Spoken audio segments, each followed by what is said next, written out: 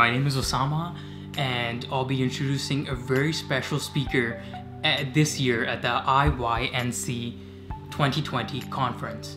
The IYNC is the International Youth Generation in Nuclear, a congregation of young nuclear professionals from across our planet will gather in Australia, Sydney, this March.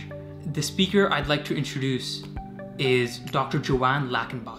She's a regulatory and licensing officer at the Opal Research Reactor in Australia, and also the president of Women in Nuclear Australia. She will be running a workshop and speaking on the topic inspiring the public into nuclear science and STEM, and her focus will be on communication and perceptions of nuclear. Here's Dr. Lackenby and what she has to say about her workshop.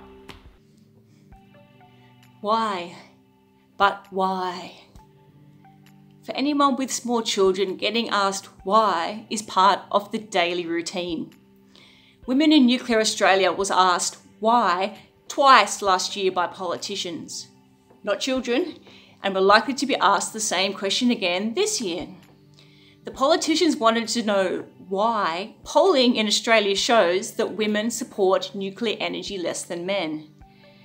This gender gap isn't just a problem in Australia, it's a problem worldwide. If women are less likely to support nuclear energy and other nuclear technologies, they're also less likely to want to go and study nuclear engineering or other related disciplines. This affects the gender diversity in the nuclear workforce. My name is Jo. I am the president of Women in Nuclear Australia and also on the leadership team of Women in Nuclear Global. I've been working in the nuclear industry in Australia now for 12 years. During the workshop, I like to focus on what some of the research has to say about why there is a gender gap in support for nuclear technologies.